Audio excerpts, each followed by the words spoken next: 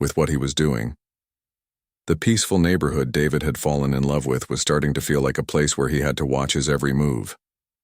And unfortunately for David, this was just the beginning of what would become the most stressful period of his life in Oakwood Hills. Summer turned into fall, and Patricia's inspections became a regular part of life in Oakwood Hills. What started as occasional visits to David's property turned into weekly walkthroughs. Every Saturday morning, like clockwork, Patricia would show up with her phone and clipboard. David learned to recognize the sound of her silver car pulling into his driveway. The grass citation had been just the beginning. 2 weeks after that first letter, David received another notice about his basketball hoop.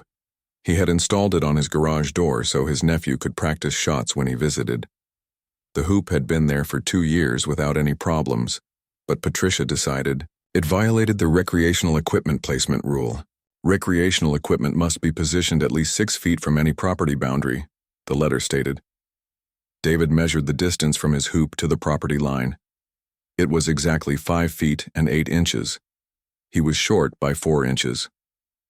David spent his Saturday afternoon moving the basketball hoop to comply with Patricia's measurement. He had to buy a new mounting bracket and drill new holes in his garage door. The whole project cost him $60 and half his weekend.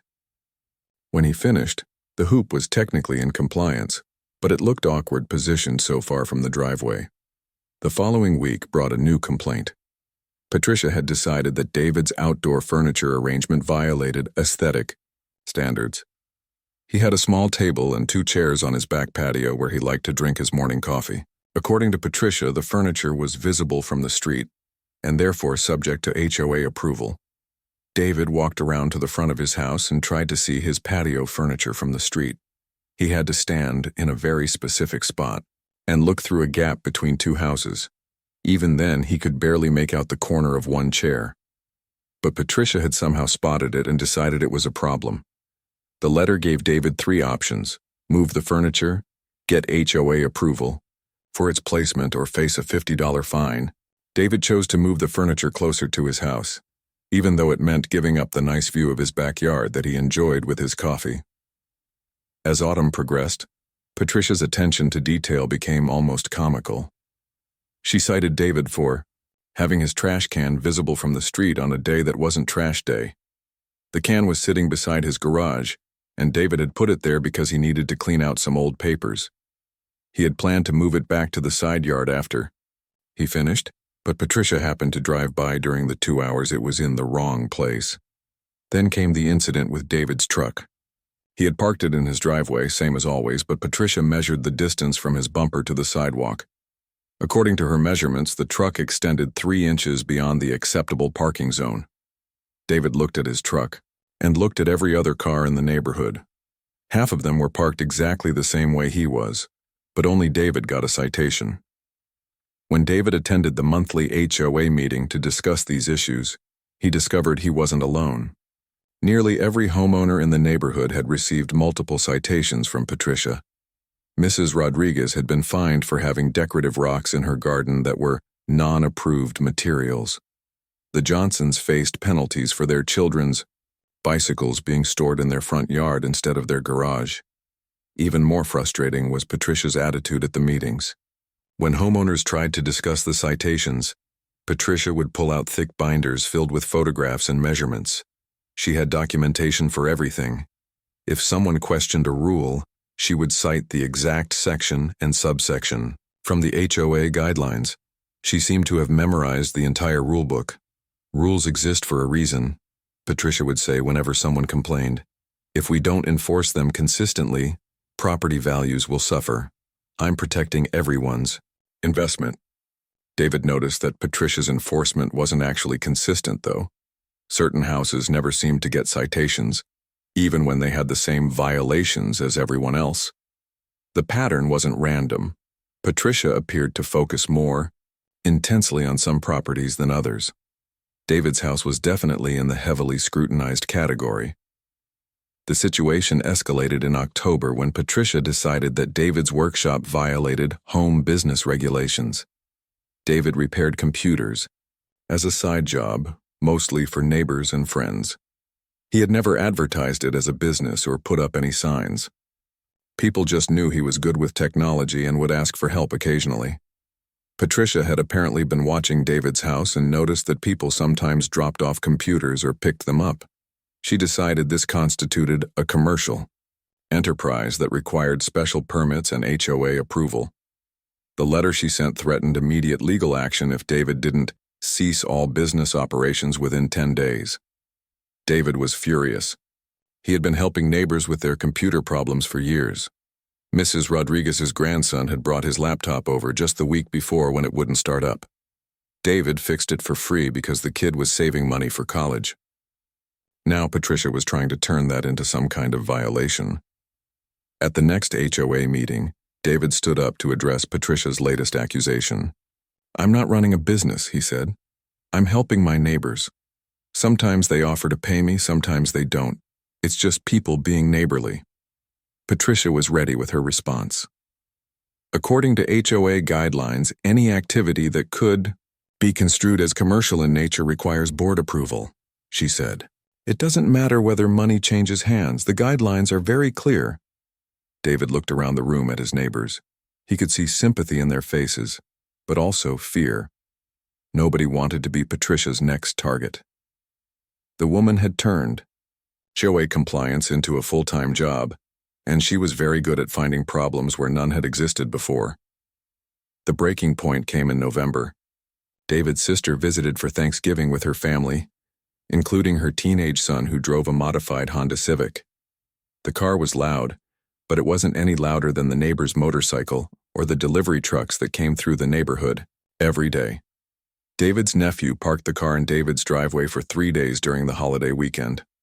On Monday morning, David woke up to find his nephew's car missing. A bright orange towing notice was stuck to his front door.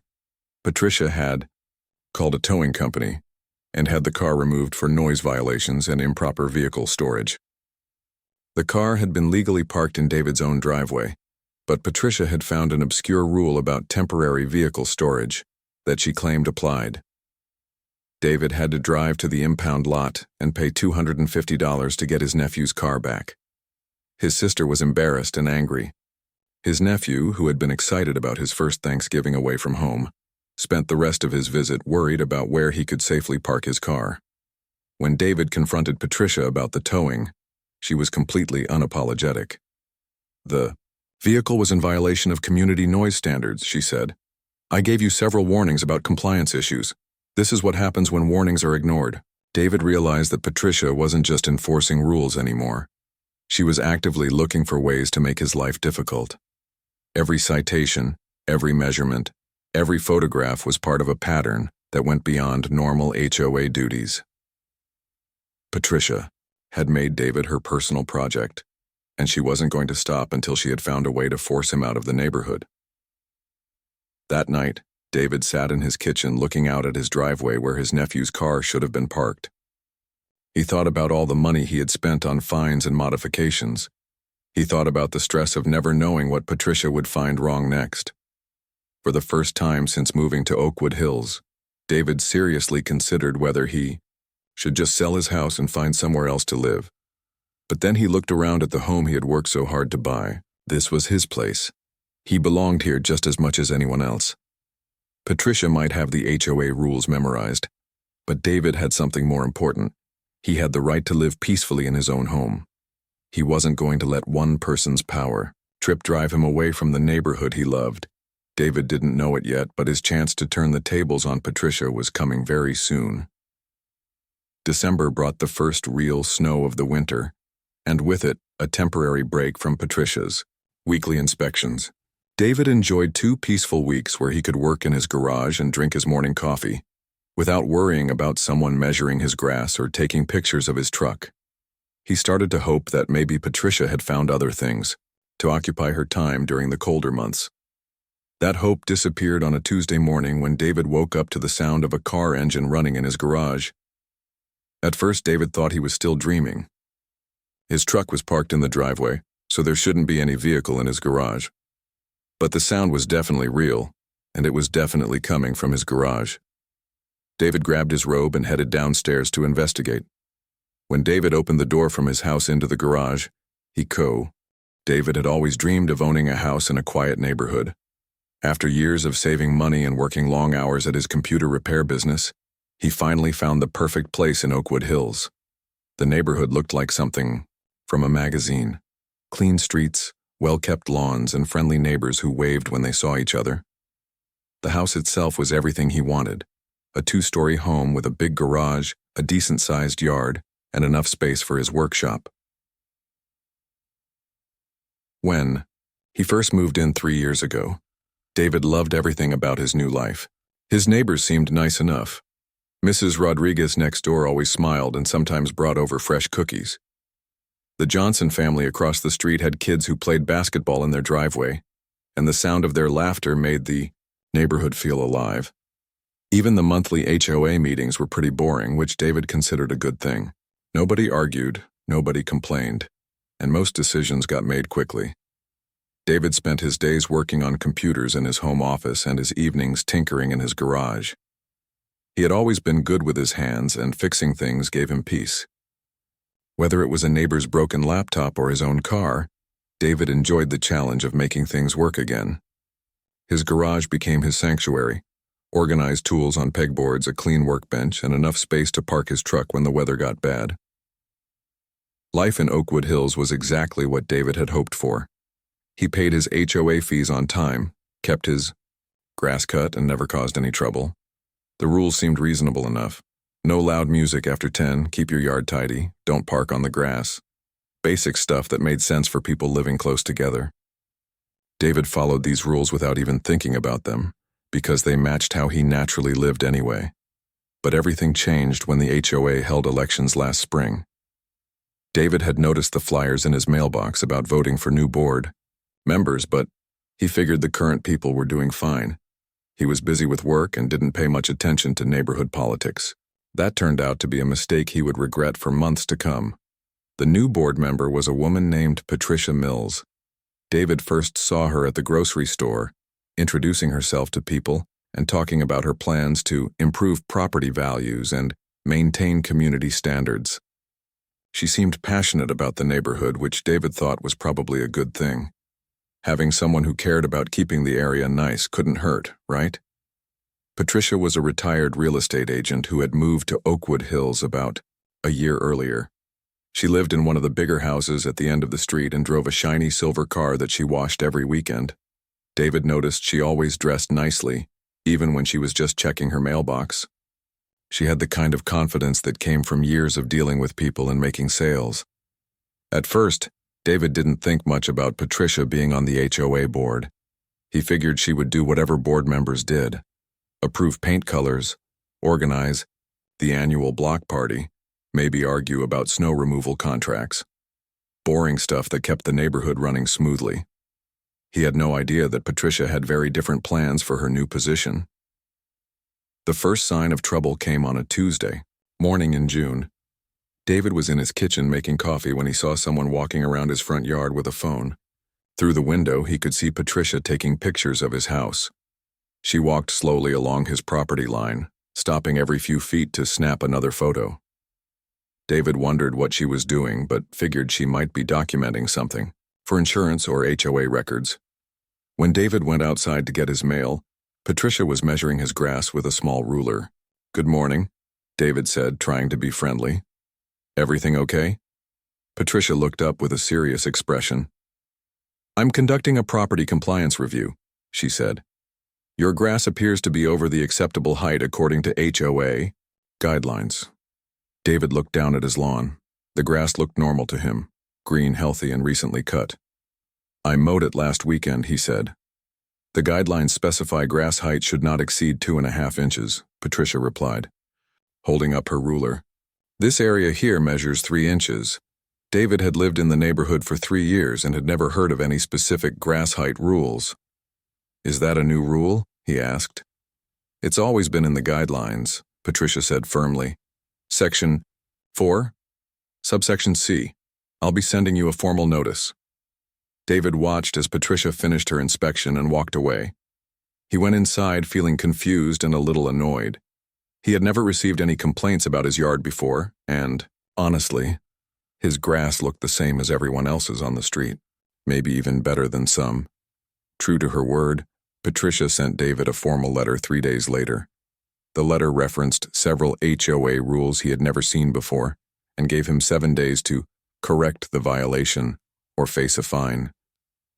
David dug out his copy of the HOA guidelines and spent an hour reading through them. Sure enough, buried in the middle of page 12, there was a rule about grass height.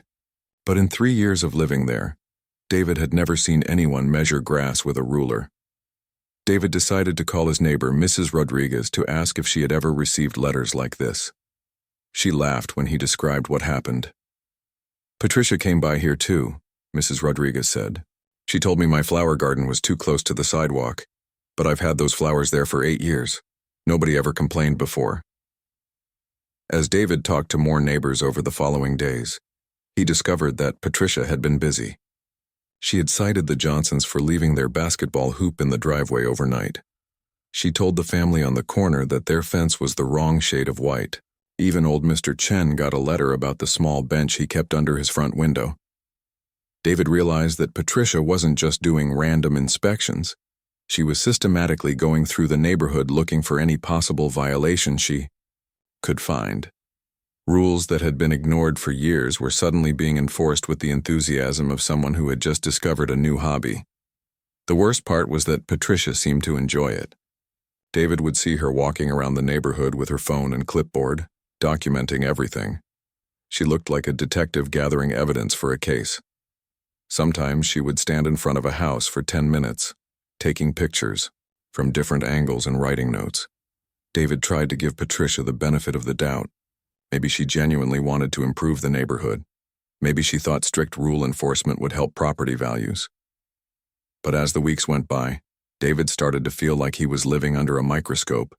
Every time he worked in his yard or washed his truck, he wondered if Patricia would find something wrong and didn't believe what he saw. Patricia's silver car was parked right in the middle of his garage, with Patricia herself standing beside his workbench. She was taking pictures of his tools and measuring the space between his storage shelves and the wall. "What are you doing in my garage?" David asked, his voice sharp with surprise and anger. Patricia looked up from her clipboard as if David's presence was a minor interruption to her work. "I'm conducting a compliance inspection," she said matter-of-factly. "I've received reports about improper storage and potential safety violations in this structure." David stared at her in disbelief.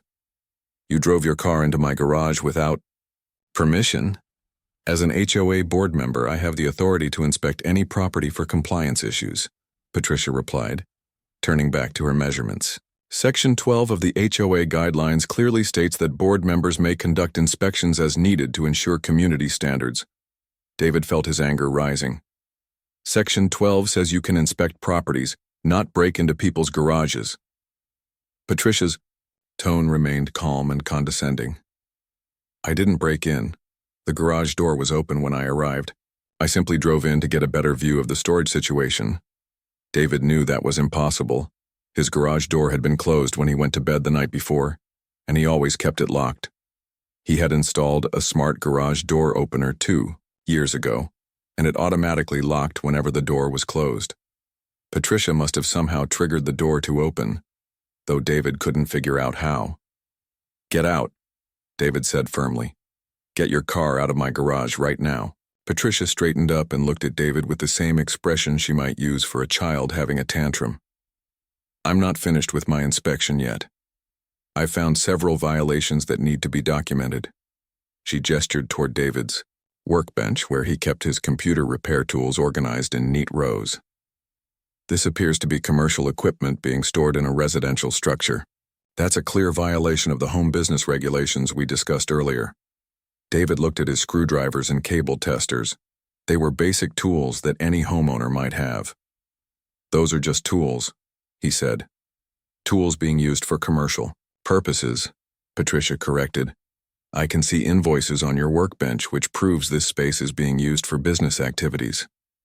The invoices Patricia was referring to were actually receipts from parts David had bought to fix his own computer, but Patricia had already moved on to her next discovery. She was now examining the storage area where David kept his holiday decorations and camping equipment. These storage shelves appear to extend beyond the approved depth for garage storage units, Patricia announced, measuring the distance from the wall. And this camping equipment suggests recreational vehicle preparation, which may require additional permits. David watched in amazement as Patricia found problems with every single item in his garage. His snow shovel was improperly stored because it was hanging on a wall hook instead of standing upright. His bicycle was positioned in violation of fire safety codes because it was near the electrical panel. Even his garbage can was a problem because it wasn't the approved color for waste containers. "I've seen enough," David said, his patience completely exhausted. "You need to leave my property immediately." Patricia didn't even look up from her clipboard. "I'll leave when I'm finished documenting all the violations. This inspection is within my authority as an HOA board member, and you cannot interfere with official HOA business." She walked over to examine David's Christmas decorations, which were stored in clear plastic bins on a high shelf. "Seasonal decorations may only be displayed during approved periods," she said, taking more pictures. "Storing them in visible areas could constitute a year-round display violation." David felt like he was living in some kind of bizarre nightmare. This woman had driven into his private garage and was now treating his personal belongings like evidence in a criminal case. She was taking pictures of everything, making notes about everything, and measuring everything as if she owned the place. "You're trespassing," David said. "I want you to leave now, or I'm calling the police." Patricia finally stopped her inspection and looked directly at David. Her expression was calm and confident with just a hint of amusement. "Go ahead and call the police," she said. "I'm conducting official HOA business on property that's subject to community oversight. I have every right to be here." She walked back to her car and opened the driver's door. "I'll be submitting a comprehensive report about these violations to the HOA board," she said. "You can expect to receive formal citations within the next few days." David watched as Patricia got into her car and started the engine. She seemed completely comfortable, as if sitting in someone else's garage was the most natural thing in the world. She put the car in reverse and began backing toward the garage door. That's when David remembered something important about his garage door system. When he had installed the smart opener, the technician had shown him all the security features. The door could be programmed to automatically lock when it closed, and it could also be controlled remotely from David's phone. More importantly, once the door was closed and locked, it couldn't be opened from the inside without the remote control or the manual override key. Patricia apparently didn't know about that feature. As Patricia continued backing toward the garage door, David made a decision. He pulled out his phone and opened the garage door app. Patricia was so focused on backing out that she didn't notice David tapping on his phone screen. Just as Patricia's car reached the garage door opening, David pressed the button to close the door. The heavy door began descending smoothly and silently. Patricia was looking over her shoulder, concentrating on backing out in a straight line, when she suddenly realized the opening behind her was getting smaller. She hit the brakes and looked up at the descending door in confusion. The door continued its smooth descent until it reached the ground with a solid thunk. The automatic locking mechanism engaged with a quiet click that seemed very loud in the sudden silence. Patricia stared at the closed door for a moment, then looked at David through her windshield. For the first time since he had known her, Patricia didn't look confident and in control. She looked genuinely surprised. "Open the door," Patricia called out through her car window. David looked at his phone and then looked back at Patricia. "I'm conducting my own inspection now," he said calmly. "I need to review the HOA guidelines about unauthorized entry and trespassing. This might take a while." Patricia's confident expression was rapidly changing to one of concern. She tried pressing the garage door opener button on her sun visor, but nothing happened. David's system didn't respond to standard garage door remotes for security reasons. "This isn't funny," Patricia said, her voice slightly louder now. "Open the door immediately." David sat down on his workbench stool and pulled out his phone again. "I'm just trying to understand Section 12 of the HOA guidelines," he said. "The part about board members having the right to inspect properties. I want to make sure I understand the exact boundaries of that authority." For the first time in months, David felt completely calm. Patricia was still in his garage, but now the situation was entirely under his control. She couldn't leave. She couldn't continue her inspection, and she couldn't call for backup without admitting that she had driven uninvited into someone's private garage. David had spent months feeling helpless while Patricia nitpicked every aspect of his life. Now, thanks to Patricia's own overconfidence and his smart garage door system, the tables had suddenly turned in the most satisfying way possible. Patricia sat in her car for a long moment, staring at the closed garage door as if she could will it to open through sheer determination. The confident woman who had been measuring David's tools and taking pictures of his belongings just minutes earlier now looked trapped and uncertain. "Open this door right now," Patricia demanded, rolling down her window to speak more clearly. "You cannot hold me here against my will." David remained seated on his workbench stool, scrolling through his phone with deliberate casualness. "I'm not holding you anywhere," he replied without looking up. "You're free to leave anytime you want. I'm just reviewing some HOA documentation before I decide whether to open my garage door." Patricia tried the garage door button on her sun visor again, pressing it multiple times in quick succession. When that didn't work, she got out of her car and walked over to examine the door mechanism. She found the manual emergency release cord and pulled it hard, but David's smart system was designed to prevent exactly that kind of override when the door was locked. "This is ridiculous," Patricia said, walking back toward David. "I was conducting official HOA business. You're interfering with community oversight responsibilities." David finally looked up from his phone and smiled. "I'm conducting my own investigation. Now, I want to make sure I understand the rules about unauthorized entry onto private property. It's amazing how many regulations there are when you really start looking into them." He pulled up a document on his phone and began reading aloud. "According to the HOA guidelines, Section 12 does authorize board members to conduct property inspections. But it also says those inspections must be scheduled in advance with the property owner, conducted during reasonable hours, and limited to areas specifically mentioned in the inspection request." Patricia's face was getting red, but she tried to maintain her authoritative tone. "Emergency inspections can be conducted without advance notice when violations are reported." "That's interesting," David said, still looking at his phone.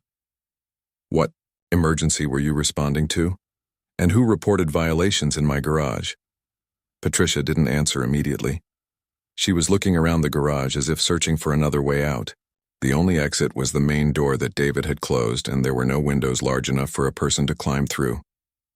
"I received reports about improper storage and potential safety hazards," Patricia finally said. David nodded thoughtfully. "Reports from who? Do you have documentation of these reports? Because according to Section 15 of the guidelines, all violation reports must be submitted in writing with the complainant's name and signature." Patricia's confidence was visibly cracking. She had spent months using the HOA rules as weapons against her neighbors, but she had never expected someone to turn those same rules back on her. David could see that she was realizing her position wasn't as strong as she had believed. "You're splitting hairs," Patricia said. "The important thing is that I found multiple violations during my inspection. Your garage is being used for commercial purposes, your storage violates safety codes, and your equipment placement doesn't meet community standards." David stood up and walked over to his workbench. He picked up one of the commercial screwdrivers that Patricia had been photographing. "This is a Phillips head screwdriver from the hardware store," he said. "I bought it to fix a loose cabinet door in my kitchen. How exactly does that constitute commercial equipment?" Patricia pointed at the receipts she had spotted earlier. "You have invoices and business documents right there on your workbench." David picked up the papers and examined them. "These are receipts for computer parts I bought to fix my own laptop. The total was $37. If that's a business, it's the least profitable business in the history of commerce." While they talked, David noticed that Patricia kept glancing at her watch and checking her phone. She was clearly uncomfortable being trapped in the garage, but she was trying not to show it. The woman who had confidently lectured him about HOA regulations was now fidgeting like a student who hadn't studied for an important test. "Look," Patricia said. changing her tone to sound more reasonable. "We're both adults here. I've completed my inspection and you've made your point. Why don't you open the door so we can both get on with our day?" David sat back down on his stool and pulled out his phone again. "I'm still researching," he said. "I want to understand the legal implications of someone driving onto my property without permission. There might be trespassing laws I need to consider." Patricia's eyes widened slightly. "Trespassing? I told you. I was conducting official HOA business." "Were you, though?" David asked. "Because I've been reading the meeting minutes from the last 6 months and I don't see any record of the board authorizing an inspection of my garage.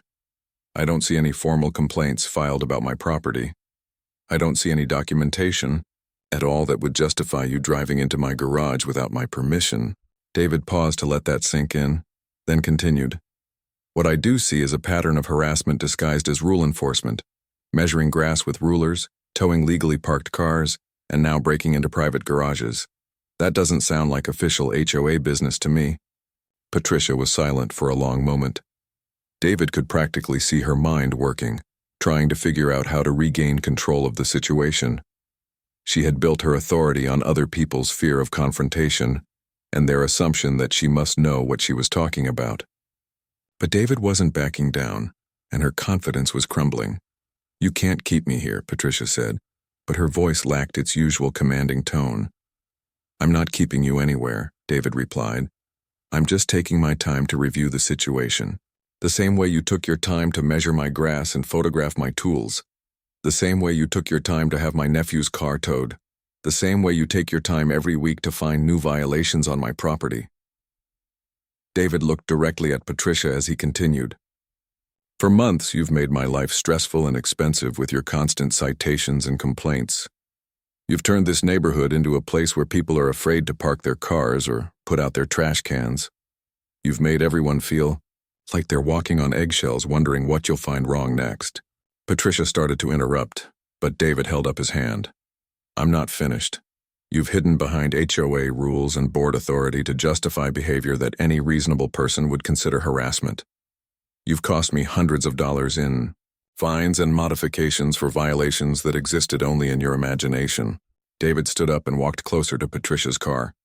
"But the thing is, Patricia, you made one critical mistake. You assumed that because you had memorized the HOA rules, you were above those same rules. You thought you could do whatever you wanted as long as you called it official business." Patricia was looking genuinely worried now. She had pulled out her phone and was staring at it as if she wanted to call someone but couldn't decide who. "Here's what's going to happen," David continued. "I'm going to sit here in my garage and think about this situation for a while. Maybe an hour, maybe longer. I want to make sure I fully understand all the rules and regulations that apply to unauthorized entry onto private property." Patricia's face was now completely red. "You can't do this. I have appointments today. I have things to do." David smiled. "I had things to do too, Patricia. I had them every day for the past 6 months while you were disrupting my life with your made-up violations and power trips. Funny how being trapped somewhere against your will isn't very pleasant, is it?" Patricia realized that David was serious about keeping her in the garage for an extended period. She looked around desperately as if another exit might suddenly appear. When she didn't find one, she pulled out her phone with shaking hands. "I'm calling the police," she announced. David nodded approvingly. "That's a great idea. I'd love to. Have an official report documenting how you drove into my garage without permission and started photographing my private belongings. I'm sure the police will be very interested in hearing about your inspection methods." Patricia stared at David for a long moment, her phone halfway to her ear. For the first time since she had become an HOA board member, Patricia was beginning to understand that her authority had limits, and she had just crossed one of those limits in the most spectacular way possible. Patricia stood frozen with her phone in her hand, suddenly realizing that calling the police might not work out the way she expected. David could see her mind racing as she tried to figure out how to explain to officers why she was trapped in someone else's garage after conducting an unauthorized inspection. "Go ahead and make that call," David encouraged. "I'll wait." Patricia's hand trembled slightly as she lowered the phone. "Look, David, maybe we can work this out between ourselves. I might have been a bit overzealous in my enforcement duties. David leaned back against his workbench and crossed his arms. A bit overzealous? Patricia, you've spent 6 months terrorizing this entire neighborhood. You've cost people hundreds of dollars in unnecessary fines. You've made families afraid to have guests visit because you might tow their cars. Patricia tried a different approach. I was just trying to maintain property values. Everything I did was for the good of the community. Really? David asked. Was it for the good of the community when you had my nephew's car towed from my own driveway? Was it for the good of the community when you made Mrs. Rodriguez move flowers she'd been growing for 8 years? Patricia didn't answer. She was looking at her phone again, but David could tell she still wasn't sure about calling the police. The longer she waited, the more obvious it became that her position wasn't as defensible as she had believed. You know what? David said, pulling out his own phone. Let me save you the trouble of deciding. He dialed 911 and put the call on speaker so Patricia could hear everything. 1. What's your emergency? The dispatcher asked. Hi, this is David Chen at 1247 Oak Street. I have someone who broke into my garage and refuses to leave. She's been taking pictures of my personal belongings without permission. Patricia's eyes went wide as she heard David's words. She started shaking her head frantically and mouthing, No, no, no. Are you in any immediate danger? The dispatcher asked. No, I'm not in danger, David replied. The person is trapped in my garage right now. She drove her car in without permission, and now she can't get out. I'd like an officer to come and take a report. We'll send someone right away. Can you stay on the line? Sure, David said. He looked at Patricia, who had gone pale. The officers should be here in about 10 minutes. That gives you time to think about how you want to explain this situation. Patricia finally found her voice. David, please, I made a mistake. I shouldn't have come into your garage without asking. Can't we just forget this happened? David shook his head. For 6 months, you've never been willing to forget anything. Every tiny violation, every measurement that was off by an inch, every rule that existed only in your imagination. You never gave anyone else a break, so why should I give you one? Patricia was now openly panicking. She walked around her car, looking for any possible escape route. She even tried pushing against the garage door manually, but David's system was built to withstand much more force than one person could apply. Please, Patricia said, her voice cracking. I'll stop the inspections. I'll withdraw all the citations I've written. I'll leave you alone. David considered this offer for a moment. That's a start, but it's not enough. You've harmed a lot of people in this neighborhood, not just me. What about Mrs. Rodriguez? What about the Johnsons? What about all the other families you've been harassing? Patricia was clearly desperate now. I'll apologize to everyone. I'll reverse all the fines. I'll resign from the HOA board. David raised an eyebrow. You'd resign from the board? Yes, Patricia said quickly. I'll submit my resignation today. I'll write apology letters to everyone in the neighborhood. I'll make this right. Before David could respond, they heard the sound of sirens approaching. Patricia looked terrified as the sound got louder and closer. David walked over to his phone and opened the garage door app. Here's what's going to happen, David said. The police are going to take a report about this incident. You're going to tell them exactly what you did, that you drove into my garage without permission and started photographing my belongings. You're not going to claim it was official HOA business, because we both know that's not true. Patricia nodded frantically. After the police leave, you're going to go home and write your resignation letter. You're going to send apology notes to every family you've cited for bogus violations.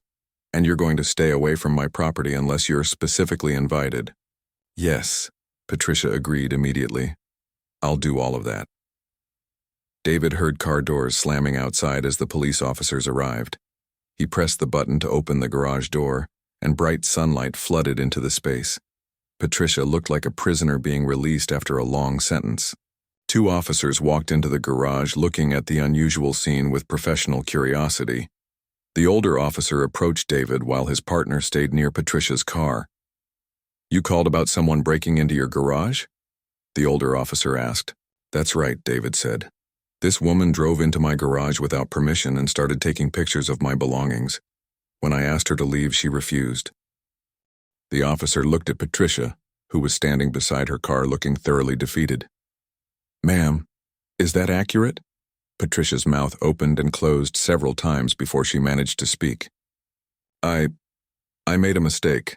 I thought I had the authority to inspect the property, but I was wrong. I shouldn't have come in without asking permission." The officer made notes as Patricia spoke. "So, you admit you entered the property without the owner's consent?" "Yes," Patricia said quietly. The officer continued taking statements and examining the situation.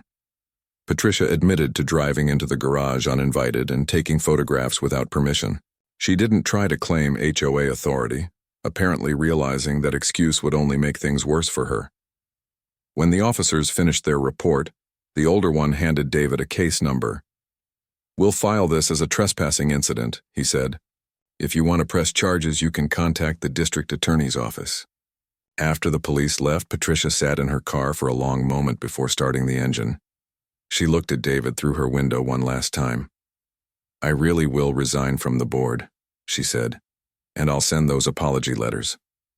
David nodded. "I'll be watching to make sure you follow through." Patricia drove slowly out of the garage and down the driveway. David watched until her silver car disappeared around the corner, then closed his garage door and went inside to make himself a cup of coffee. True to her word, Patricia submitted her resignation to the HOA board that afternoon. Over the next week, every family in Oakwood Hills received a written apology and notice that their citations were being withdrawn. Patricia refunded all the fines she had collected, and even paid for the towing fees from David's nephew's car incident. Within a month, Patricia put her house up for sale. She apparently decided that staying in Oakwood Hills after her humiliating defeat wasn't an option. David occasionally saw her around the neighborhood during the moving process, but she always looked away when their eyes met. The new HOA board member who replaced Patricia was a retired teacher named Mr. Williams, who believed in common sense enforcement and treating people with respect. The neighborhood gradually returned to the peaceful, friendly place David had fallen in love with 3 years earlier.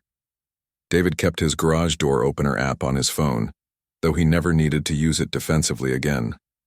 Sometimes, when he was working in his garage, he would remember the look on Patricia's face when she realized she was trapped. It reminded him that bullies usually fold when someone finally stands up to them.